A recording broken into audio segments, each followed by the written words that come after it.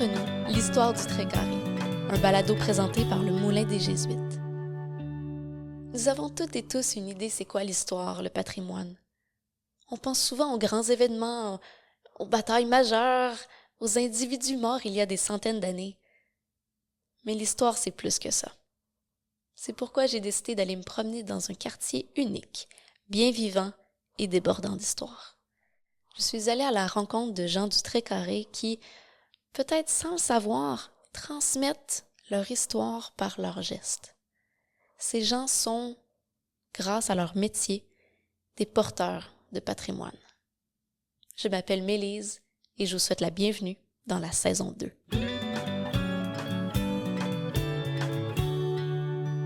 Pour ce premier épisode, je vous invite à vous mettre dans les souliers de Monsieur Pajot. Mais avant toute chose, j'ai un arrêt à faire dans la classe de Madame Valérie.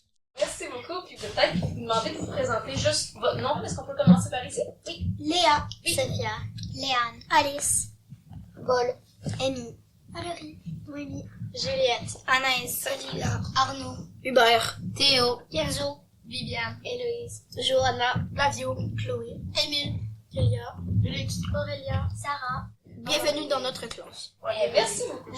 Ça me fait très plaisir d'être ici aujourd'hui. Donc c'est ça, aujourd'hui je vais avoir quand même besoin de votre aide pour qu'on puisse parler ensemble, discuter des sujets comme l'histoire. Donc on va parler de vieux métiers aujourd'hui, on va parler des métiers du trait carré en particulier. Et le métier de vos parents, j'aimerais que on puisse parler un peu c'est quoi le métier de vos parents. Mes parents sont scientifiques. Caméraman à Radio-Canada pour mon père. Moi, mon père, il travaille pour toute la ville de Québec.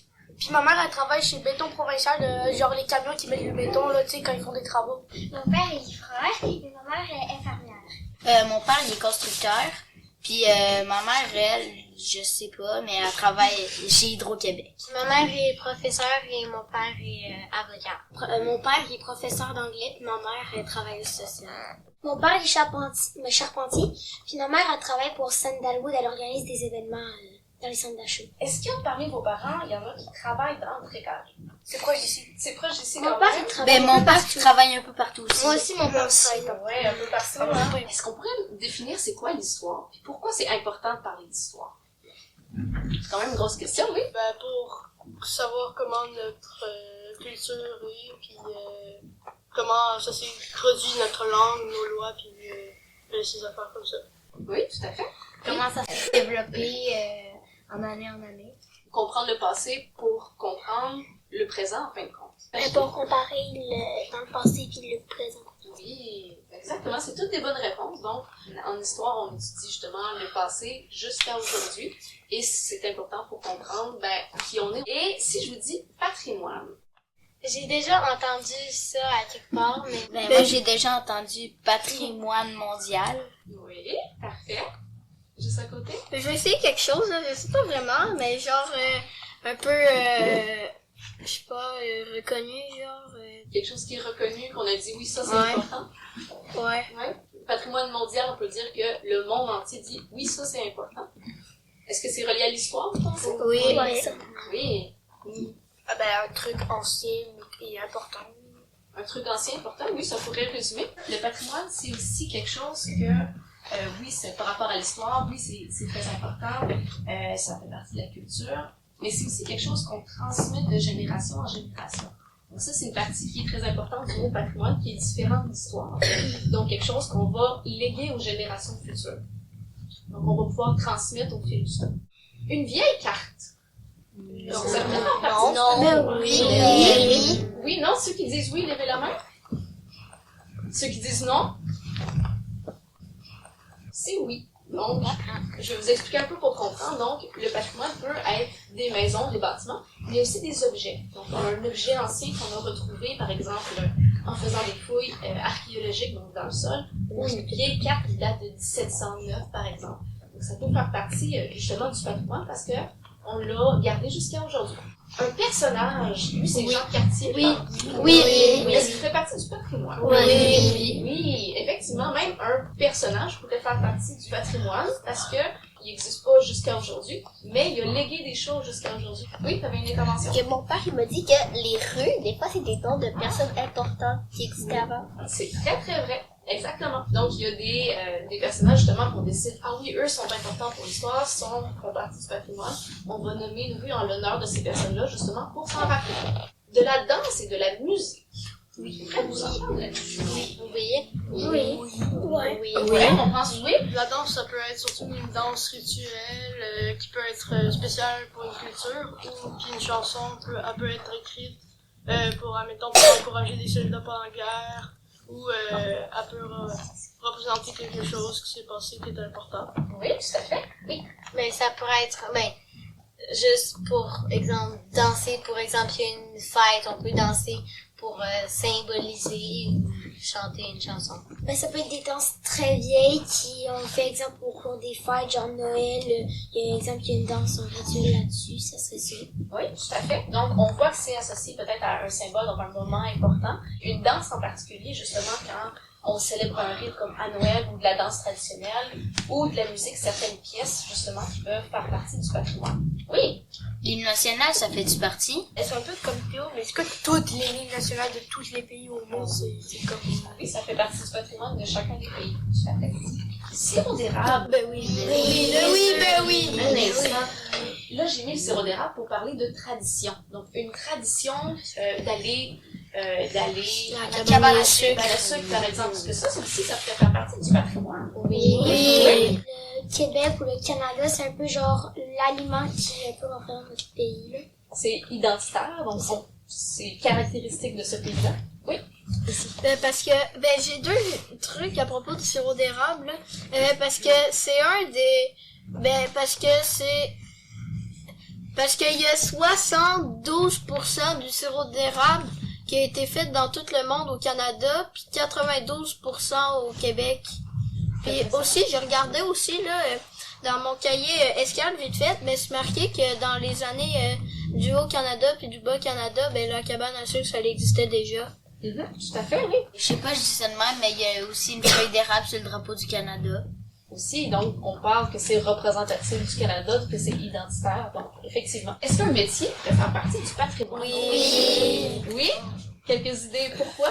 Oui, parce qu'il y a beaucoup de métiers qui ont disparu, puis peut-être que dans l'ancien temps, ça voulait dire beaucoup de choses. Parce que ça se transmet de génération en génération. Exactement. Donc, on parlait de danse, de musique, de tradition, de métier. Tout ça fait partie du patrimoine immatériel.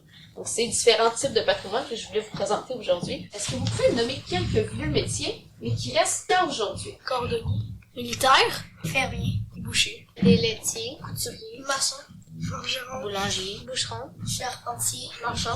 C'est effectivement transmis de génération en génération. On a le cordonnier, donc j'ai entendu qu'on l'avait effectivement, on en avait parlé. Donc, Monsieur Pajot qui est là, donc je vais vous partir de la vidéo. Je vous demanderai de porter attention à ce qu'il dit, à ce que vous voyez aussi, à qu'est-ce que ça vous fait réfléchir. Moi, c'est Jean Pajot. Je suis cordonnier. Moi, j'ai toujours resté dans le Tré-Carré. On a toujours demeuré dans le Tré-Carré.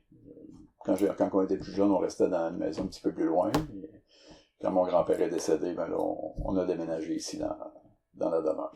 J'ai appris avec mon père qui m'a montré les rudiments du travail. Je le regardais aller, fait que on apprend à juste savoir que la personne travaillait, on apprend. Fait que, mon père, il s'appelle Louis-Georges. Il était cordonnier. Il a commencé à l'âge de 15 ans. Il aidait mon grand-père. Il en a fait toute sa vie jusqu'à sa mort. Il a travaillé cordonnier pendant 70 ans. Il n'a jamais arrêté. Il voulait pas arrêter. Il disait, je vais faire quoi si j'arrête? Il aimait ça. Il rencontrait le monde, puis il parlait avec le monde aussi. Ça, il adorait ça. L'amour du travail, de voir les gens, puis de pouvoir leur parler. Puis, on fait du social en même temps. Puis c'est lui qui m'a appris aussi, parce que j'en fais depuis l'âge de 15 ans que j'en fais aussi, comme mon père a débuté à peu près à 15 ans, puis il en faisait, puis je l'aidais pour des petites choses au début. J'ai appris avec lui, en travaillant avec lui régulièrement. Des fois, je fais de quoi d'une manière, il me dit non, pas comme ça, prends-toi comme ça va aller mieux. Puis c'est là qu'on apprend, puis on développe des meilleures techniques parce que des fois, si tu t'y prends mal, oui. Fait en me disant comment faire, là, c'est vrai que ça va mieux après. Il me guidait. Là, fait que ça, il me le montrait. Quand il me voyait, il me regardait, non, pas comme ça, comme ça. Puis, des fois, il me laissait aller, mais là, il me disait, tu serais mieux de faire ça comme ça. Puis, des fois, pour sabler, au début, c'est comme ça, ok, ça va bien. On va le savoir pour la prochaine fois. Mon grand-père a commencé en 1939. Je l'ai pas connu beaucoup, mais il s'appelait Léopold Pajot. Il a commencé dans la cour arrière, ici dans le Trait-Carré. Pas dans la maison ici, un petit peu plus loin. Puis dans l'hangar en arrière, et au 2e étage, il faisait les réparations de chaussures. Puis, il a commencé en travaillant pour la compagnie Yale, une usine à chaussures. Il était d'ailleurs. Ça, c'est couper le cuir pour les chaussures. Il a commencé ça là-bas, puis après ça, il s'est emmené ici, puis c'est là qu'il a commencé à débuter le métier de cordonnier. C'est le cordonnier du village, puis il vendait de la chaussure. Ici, dans le coin, il n'avait pas d'autre qui vendait de la chaussure. Au départ, dans le Trait-Carré, il n'avait pas d'autre. Il était tout seul. Il a acheté la maison en 1943, parce que c'était la coop de Charlebourg qui était ici à l'époque. En 1966, il y a eu des modifications. Mais, ça, je n'ai pas connu ça. Mais je sais qu'il y avait des modifications, parce que la porte d'entrée était ici, où il y a le bim là, c'est la porte extérieure. Il y avait une galerie à l'extérieur. Ça a été modifié à l'époque. Pourquoi il a décidé de commencer, ça je peux pas vous dire, je ne sais pas. C'est des détails qui me manquent. Là. Je pense qu'il y avait une trentaine d'années quand il a commencé, parce qu'il travaillait avant là-bas. Il s'est arrêté une trentaine. Il est décédé, il avait 82 ans, il a dû en faire une quarantaine, 40-50 ans certains. Il a fait ça toute sa vie. Il a arrêté il est décédé en 1980. Pour ça, moi j'étais jeune encore. Je l'ai pas vraiment vu travailler faire de la cordonnerie. J'ai plus vu mon père qui travaillait avec, il l'aidait, qu'il apprenait comme mon père m'a appris à moi, en faisant les choses. Puis ma grand-mère venait, puis ma mère venait répondre aux clients pour la vente de chaussures, mais il faisait pas de réparation. Ou il aidait des fois quand il faut tenir une pièce qui est assez grosse, il aidait à la tenir, là, mais il faisait pas de réparation. Ma mère aidait mon père justement pour la comptabilité, là, les chèques, faire les chèques, ça elle l'aidait. Le cordonnier, ça répare des chaussures, en général, mais le métier a fait qu'on répare un peu de tout. On fait pas juste la réparation de chaussures, je fais des coutures sur des toiles, mais autre chose, là, en général, il y a plein de choses qu'on peut faire, là, dans la mesure du possible.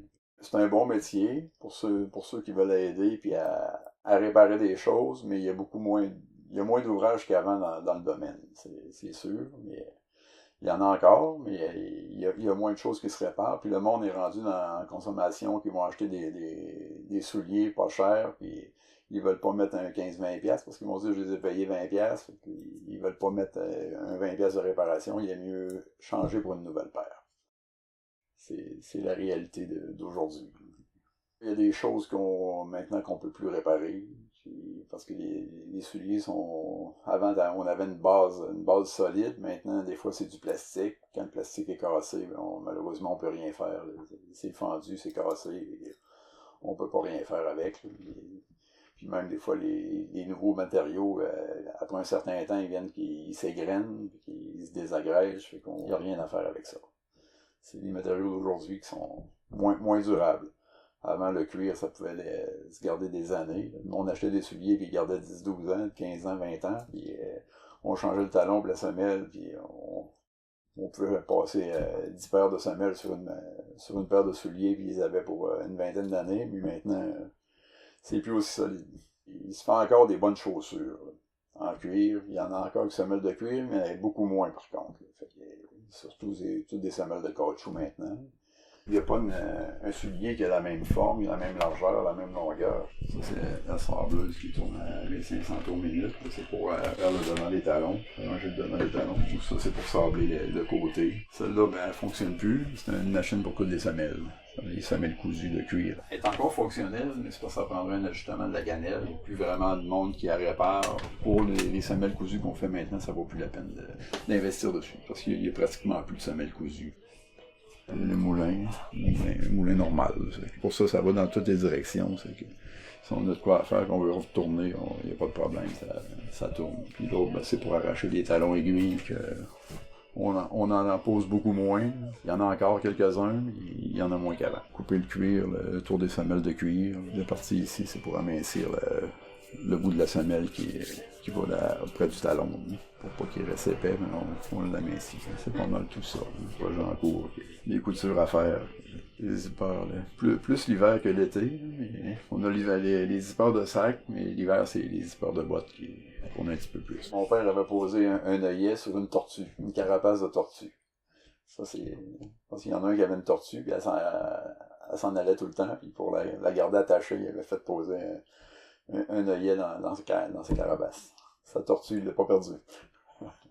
J'aime un peu de tout, c'est parce qu'on voit de tout, puis chaque réparation est un défi, parce que c'est jamais brisé de la même manière, fait qu'il y a toujours un petit quelque chose qui est différent, fait qu'il faut apprendre à regarder comment on pourrait réparer, puis qu'est-ce qu'on peut faire pour le remettre comme à neuf. Faut aimer aider, parce qu'on aide les gens qui veulent conserver leurs chaussures ou leurs biens à les réparer. Des fois, on se dit, je sais pas capable de faire ça. Des fois, on essaie, puis des fois, quand c'est vraiment impossible, on peut pas, malheureusement, c'est impossible.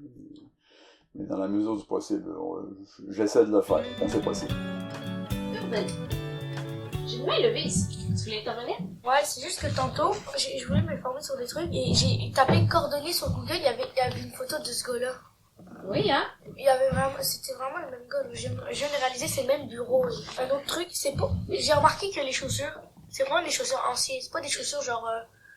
Je sais pas, comme ça ou comme Hubert, là. Tu sais, c'est vraiment des chaussures en cuir, là. Oui, ça, c'est très important. Donc, on peut peut-être définir qu'est-ce que fait le cordonnier. Donc, qu'est-ce que le cordonnier fait? Ben, peut-être que si les scellés sont brisés, il peut les réparer. Il peut réparer toutes sortes d'affaires. Puis il peut puis après leur donner, puis il va être content. Puis... Qu'est-ce qu'il réparait?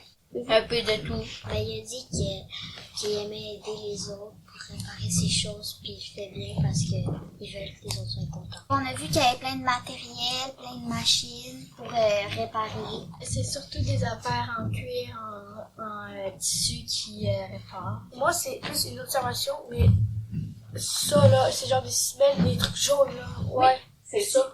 C'est des semelles.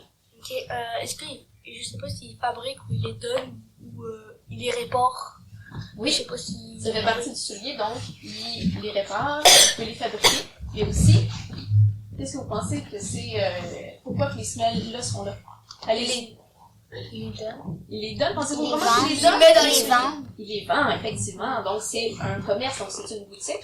Donc, il veut vivre aussi de son métier, donc il va pouvoir vendre des choses. Est-ce qu'il pourrait vendre des crampons pour les souliers? Des lacets. C'est possible. Tout ce qui par rapport aux souliers, Ben, je sais pas, mais il peut peut-être les faire, les souliers. il peut fabriquer aussi, donc pas juste réparer, mais fabriquer. Pourquoi vous pensez qu'il y a moins de travail qu'avant?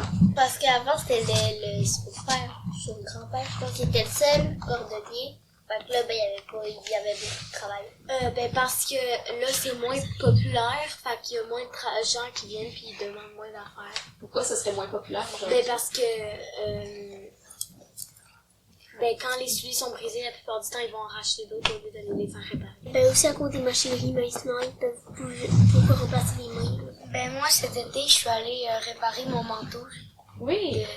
de pluie, puis c'est lui, je suis allée voir lui. Ah oui, t'as été le voir directement. Comment il a appris son métier? Il l'a transmis de génération en génération avec son grand-père, son père, puis lui.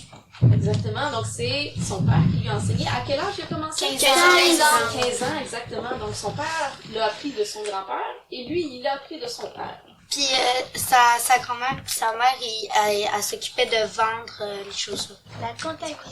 Exactement, il s'occupait de la comptabilité, il s'occupait de la vente. Donc, est-ce qu'on peut dire que c'est une entreprise familiale? Oui, il aimait bien son travail. Je pense que oui. Est-ce que vous avez aimé ça aujourd'hui? Oui. Oui, qu'est-ce que vous avez appris ou qu'est-ce que vous avez le plus aimé? Moi, j'ai aimé les vidéos pour savoir c'était quoi un petit peu leur travail, qui nous explique tout leur travail. pas nécessairement des métiers qu'on connaît, hein. Ouais. Puis qu'on voit vraiment comment ils travaillent. Oui, aussi. Ben, moi aussi, c'est un peu dans le milieu mais c'est aussi fun de voir c'est quoi, genre, les passions pour des choses moyennes. Moi, j'ai bien aimé apprendre sur cordonnier parce que c'est quand même un métier qu'on parle pas souvent de Merci. C'était très intéressant. Vous venez d'écouter le premier épisode de la saison 2 du balado du Moulin des Jésuites, Entre nous, l'histoire du Trait-Carré. Pour le prochain épisode, je vous invite avec moi. On va aller rendre visite à la famille Filion dans le Trait-Carré pour parler d'apiculture et de patrimoine vivant. Restez à l'écoute.